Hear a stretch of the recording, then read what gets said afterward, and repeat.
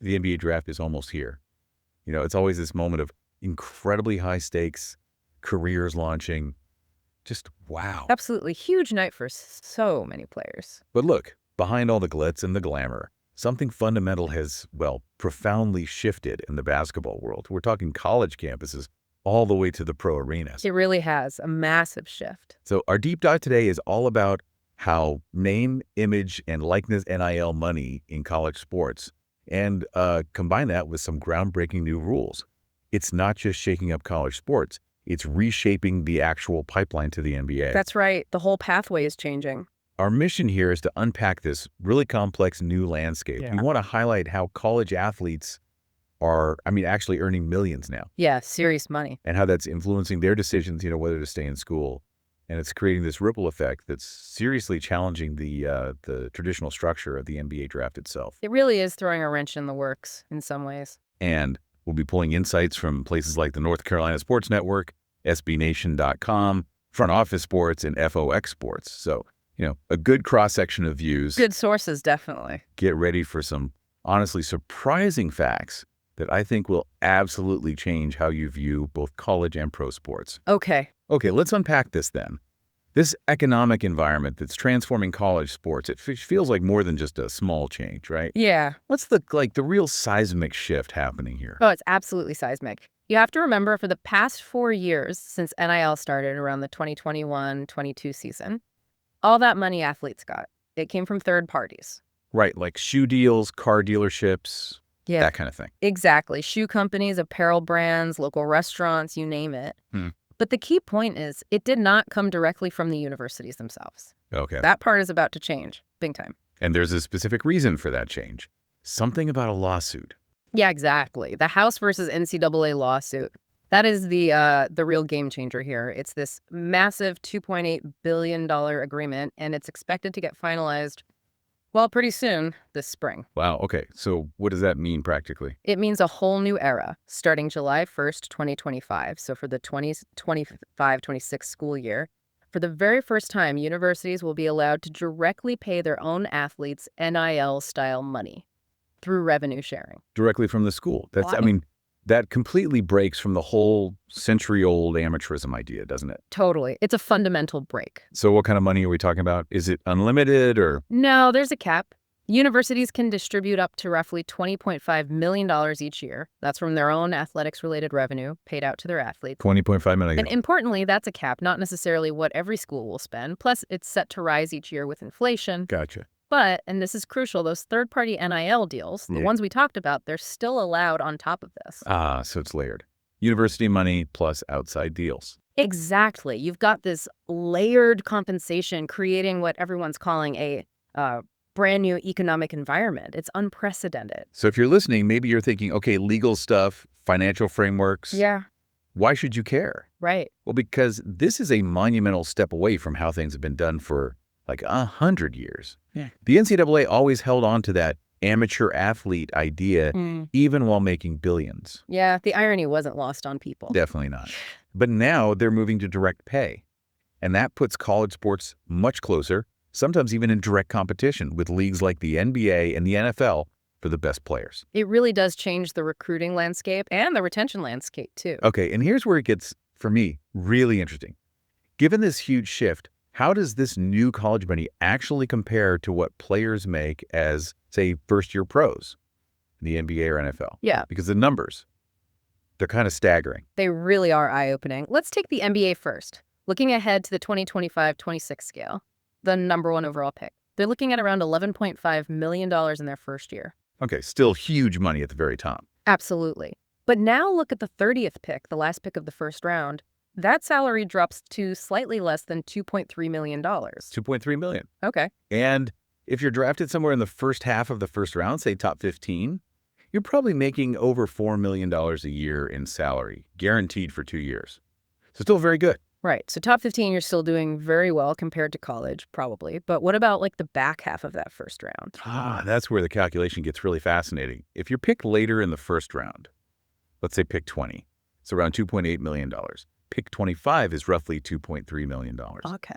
Your first-year NBA salary in that range might actually be less than what some top college players are now getting through NIL, and soon, revenue sharing. Less than college. Wow. Yeah.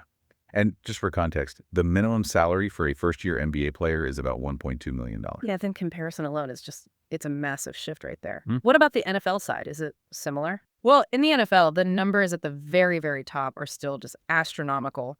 Your number one pick in 2025. Over $43 million on a 4-year deal. Huge guaranteed bonuses. Okay, yeah, different stratosphere. Right. Even the 10th overall pick is looking at almost $24 million over 4 years. But similar to the NBA, once you get to the latter part of the first round, the first year's salary drops quite a bit, less than $3 million. So similar pattern. Huge money at the top, but it gets closer later on. Okay, so we have that baseline for pro earning. Now let's bring in those college NIL examples. Give us some real numbers that show this new competitive landscape. Okay, absolutely. Let's talk about JT Toppin. He's a basketball forward at Texas Tech. Yeah. Reports say he's getting around $4 million in NIL money just to stay for his junior year. $4 million in college. $4 million. Now think about what we just said. If he were, say, the 25th pick in the NBA draft, making $2.3 million, his college money is significantly higher. Wait, hang on. So a college player is potentially making more than some NBA first-round picks. Yeah. That genuinely flips the whole traditional script. It completely does. Here's another one. Darian Mensah. He transferred from Tulane to be Duke's starting quarterback. Okay. Reportedly making $4 million per year for the next 2 seasons. Wow. And there was a recent survey of ACC men's basketball programs. It found that the elite guys, potential All-Americans, they're seeing $3 to $4 million per season. $3 to $4 million. Your surefire starters, Yeah. maybe $750,000 up to $1.5 million. And get this, even some bench players are reportedly making over $500,000 a year now. Even bench players. Okay, the scale of this is just... Yeah, the source of these numbers are way up from just last year. It's escalating quickly. This really does create a totally new financial threshold in college sports history. It makes that stay-or-go decision completely different for these top draft-eligible players. Completely different calculation. Now, we should be clear, right? The really mind-boggling money, the very top of the NBA draft, like Duke's Cooper Flag, he's expected to be number one. Projections are like, what, $28 million guaranteed over 2 years? Yeah, something like that. His first year salary alone would be around $14 million. Okay, so that level is still a whole different league compared to college NIL. Oh, absolutely. For those absolute top guys, the NBA money is still significantly higher. But for everyone else. For everyone else, it's a real decision now. So what does this actually mean for the players themselves? How are these massive college numbers shaping their choices? It's fundamentally reshaping their choices, and you're seeing it in the numbers. The number of players declaring early for the NBA draft, it's plummeted. Plummeted. How much? Okay, look at 2021. That was just before NIL really kicked in. There were 363 early entrants for the draft. Okay, 363. Fast forward to 2025, that number dropped to just 106 total early entrants. That's the lowest it's been since 2015. Wow. From 363 down to 106. And then, after the withdrawal deadline passed, only 32 non-international players actually stayed in the draft. 32. That is a huge drop-off. Yeah. Are agents actively telling players, hey, maybe don't declare? They absolutely are. We heard from Michael Raymond. He's president of Raymond Representation. He basically said, look, if you are not a guaranteed first-round pick, top 20, top 30 guy, unless you just really hate college basketball, we are recommending staying in school as long as possible. And most are listening. Okay. And Alex Saratzis, he's co-managing director of basketball at Octagon, echoed that. He said, unless an NBA team was willing to guarantee a spot, there's no way that I'm playing with the kid's future. The financial safety net in college is just too good now. That makes complete sense because before NIL, if you weren't a top pick, your pro options financially were pretty limited, right? It was like a two-way contract or the G League. Exactly. Pre-NIL, guys would often take those two-way NBA deals, maxing out around $600,000, or they'd go to the G League, where salaries start around $40,500. Why? Because there was zero money in staying in college. Right. Zero alternative. Now, college NIL earnings provide this substantial fallback, often, like we said, in the millions. Power conference programs are estimated to be spending $3-4 million total on NIL for their roster. So that breaks down pretty well per player. Yeah, it means healthy 6 figures for each of the 13 scholarship players, and the top guys are easily clearing 7 figures. Plus, you have the transfer portal now, giving players freedom to move and negotiate for even better deals. More leverage. Exactly. Like Saratzi said, college now offers an opportunity to make millions of dollars back in college, continue to prove their game, and take control back in their careers. Take control back. That feels key. Can you give us a real-world example, a player who made that strategic choice? Yeah, a great case study is Yaxel Lendeborg. He's a 22-year-old big man who played at UAB. Okay. He was projected as a late first rounder for this upcoming 2025 NBA draft. Somewhere in the 25 to 40 pick range. So right in that zone where the NBA money might not beat top NIL money. Precisely. So what did he do? He withdrew his name from the draft. He's going to play his senior year at Michigan instead. Michigan, okay. And the NIL package. Reports say it's a multi-million-dollar NIL package. Estimates are floating between $2.5 and $4 million for the year.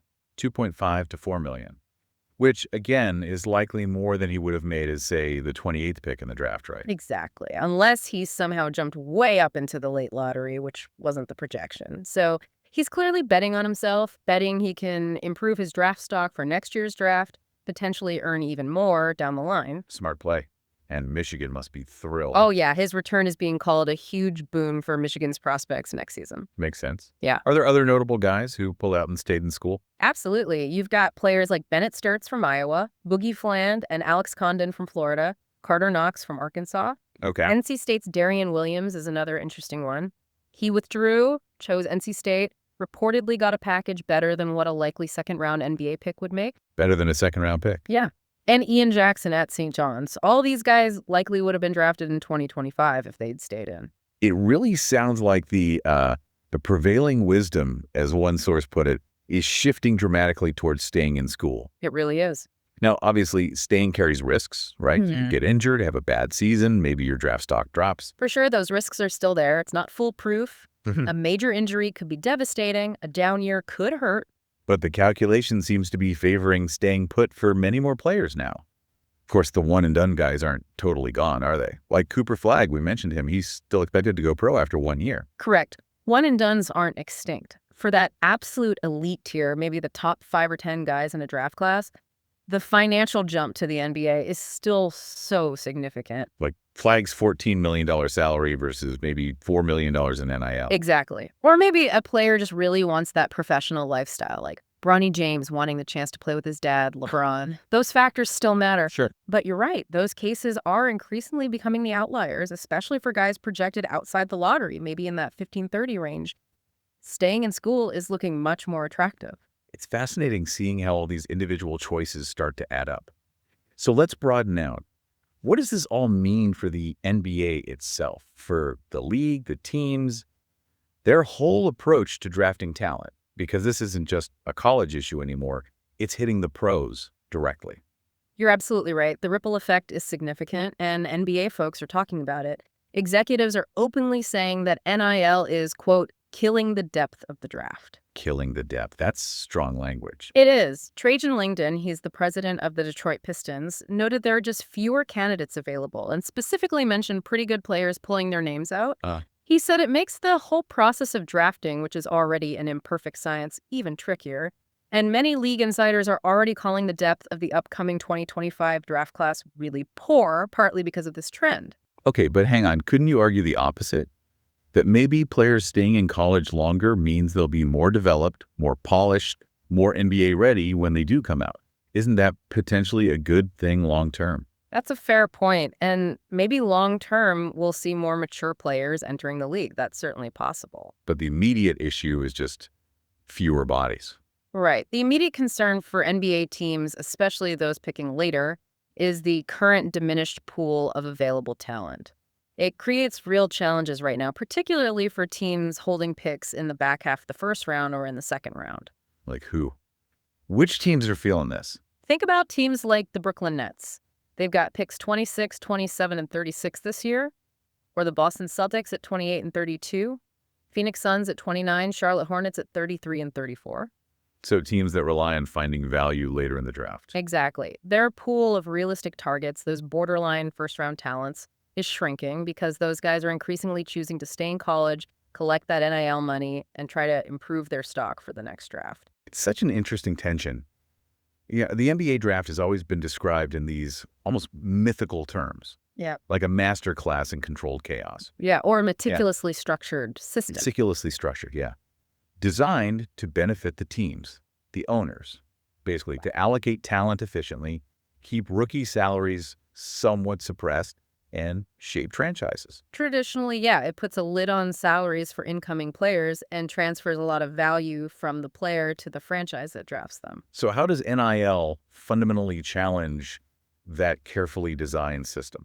It challenges it significantly because players are now walking into the league, or even just into the draft process, with what one source called preloaded influence. Preloaded influence, what does that mean? It means they arrive with established brands from their NIL deals. Maybe they have their own YouTube documentaries, millions of social media followers. They're essentially ready-made media properties before they even play an NBA game. Ah, okay. They have their own platform, their own leverage already built up. Exactly. So while the old saying goes, talent doesn't pick the team, the system does, well, now players have more leverage to stay out of that system for longer. They can delay the system's ability to put that lid on their earnings or dictate their early career path. That's a really fascinating insight. They're building negotiating power before they even enter the league's structure. Yeah. What are college coaches saying about this? How do they see it playing out? Well, Duke coach John Shire had some interesting thoughts. He really sees this whole college athlete compensation shift as a legitimate game changer. Okay. He feels it genuinely allows players now to decide what's truly best for their game, not just what looks best financially in the immediate short term. So development over immediate cash, potentially. Potentially, yeah. He stressed that the NBA is, in his words, cutthroat.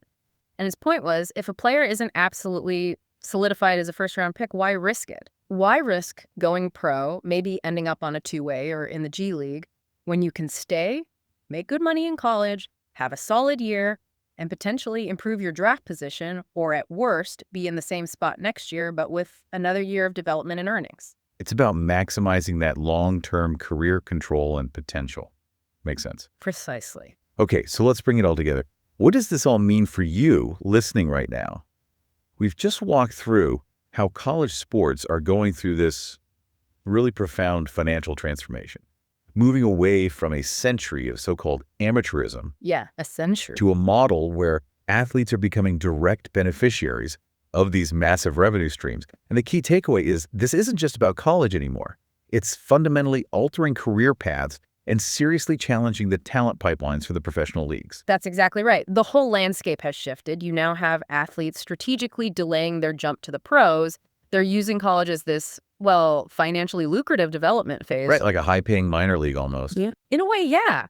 It allows them to maximize their long-term earning potential and, crucially, gain more control over their careers.